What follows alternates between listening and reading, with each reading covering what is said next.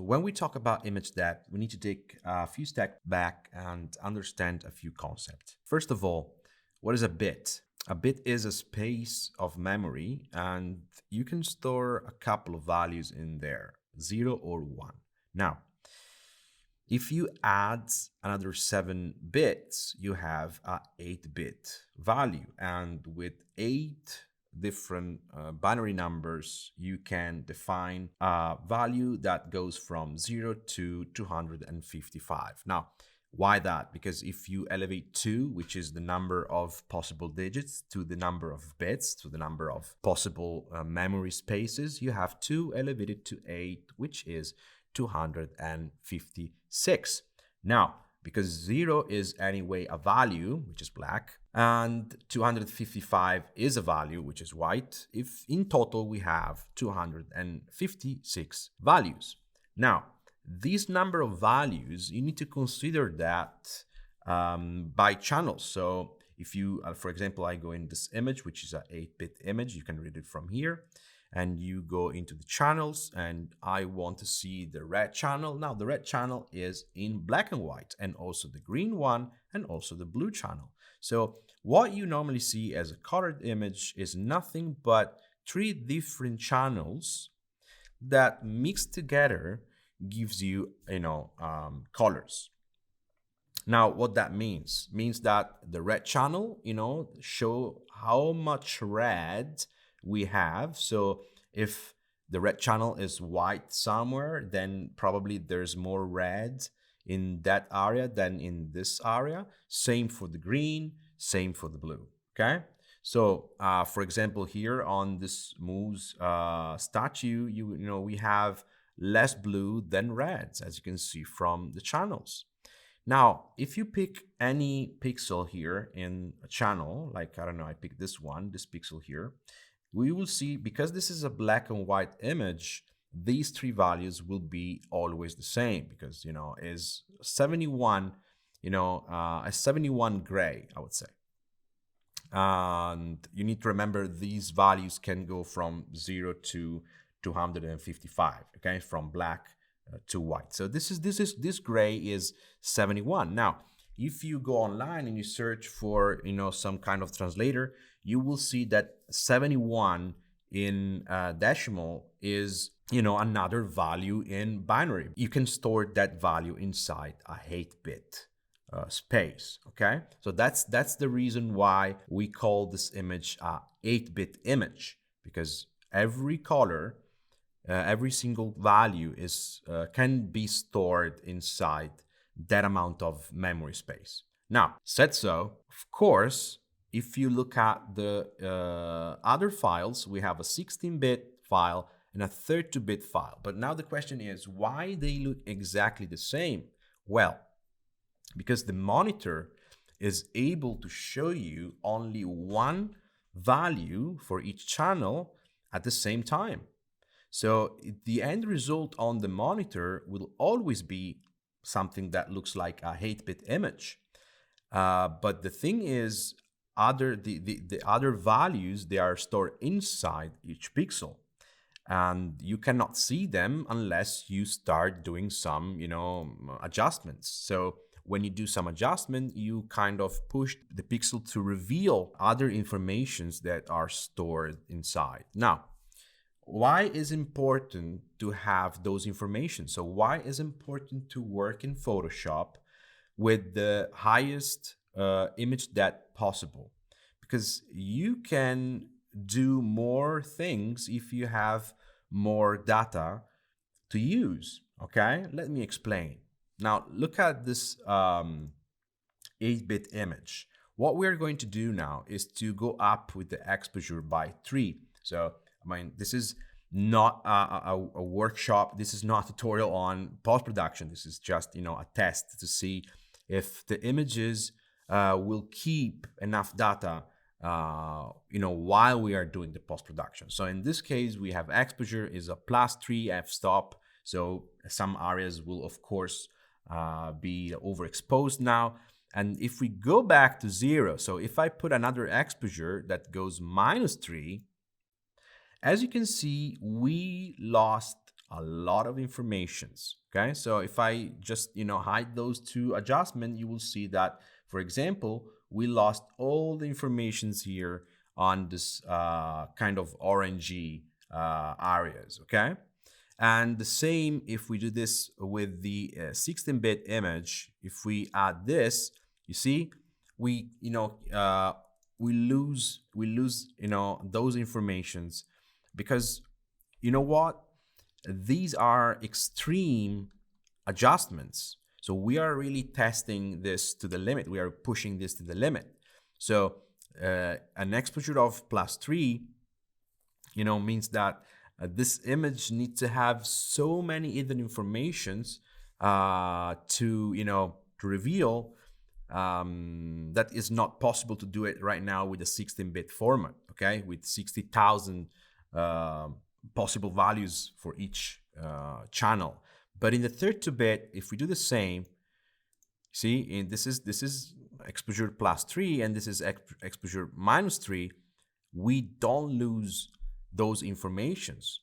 And the reason is we have so many informations hidden in each value, in each pixel, in each channel, that it doesn't really matter what we do with the adjustment. We can always go back and get back to the original values, because they are there. They are still there. We didn't kind of compromise them. We didn't delete them, or we don't.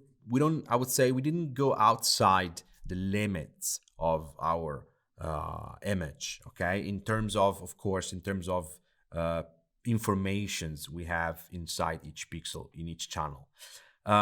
So here we can understand first thing, when we need to work with exposure, and not only exposure but also with gamma. Okay, because gamma is cool, because allow you to brighten up white areas without burning them, which is very cool. But this is something we are going to learn in the next videos.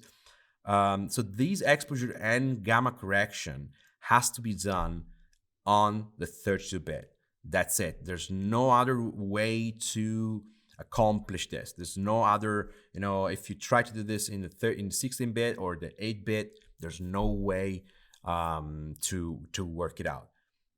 And that's the reason why we save, when we save an image from 3ds Max or V-Ray, Corona, whatsoever, or Cinema, or any 3D render software, we save an XR file. We don't save a TIFF, we don't save a JPEG, we save a XR file, because in the XR file we can store all those informations. We can have a 32-bit image, and then we can have a better post-production in Photoshop.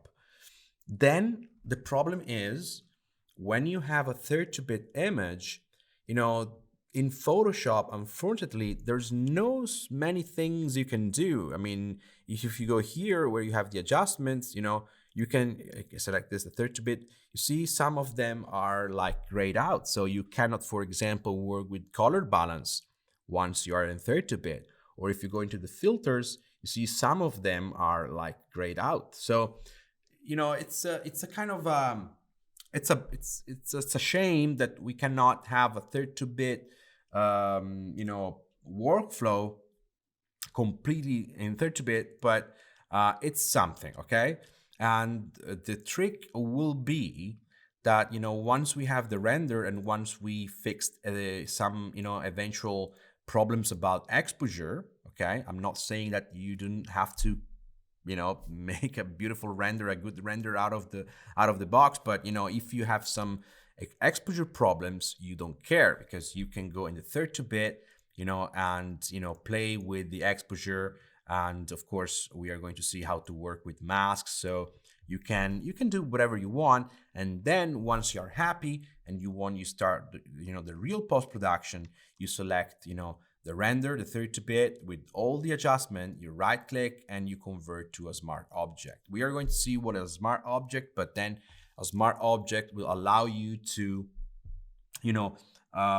bring the scene to 16-bit without losing the ability to get back to the 32-bit any time. Okay, So this is the reason. 8-bit is still useful, but is not useful during the post-production because you want to have informations while you play with an image.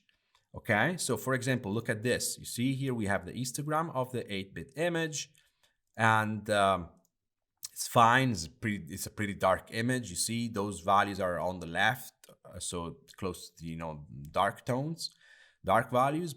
Let's say I have a curves here. Okay, so let's had it from the beginning. So I had a curve, and I put a little bit of contrast, and see what happens to the histogram once I have a little bit of contrast. You see, there's basically empty spaces now. Why that? Because if you have empty spaces, now I don't know why it's not getting bigger than this, but anyway, here you have empty spaces. And that means you have missing informations. Why that? Because if this pixel was, I don't know, 50% gray, and then I contrast, I move that pixel, and that pixel is now probably a little bit darker. And so maybe there's no more perfectly medium gray pixel in my image. And so I have a hole there. And, so long story short, forget about post-production with 8-bit images, because as soon as you do anything, you lose informations. And if you lose too many informations, that means you are losing gradients. And when the image has no gradients, in technical terms, you say is crunchy. So, is not very, pleasant to see. And if you print it, is even worse. And, it's not the right way. But said so, you can still save the final JPEG in 8-bit. Why that? Because anyway, the image has to be, will be portrayed on the monitor with that 8-bit look, and the client that get the image is not going to touch it, is not going to modify it, hopefully. And that's enough, okay? So this is important. So we save in 32-bit from the render, from the render engine. We work in 32-bit if you need to work on exposure and gamma. Then we switch to 16-bit because we have enough informations, and we can do whatever we want in the in Photoshop. And then we save the final image in 8-bit because nobody has to change it. Nobody has to touch it again or modify it, okay? And that's it.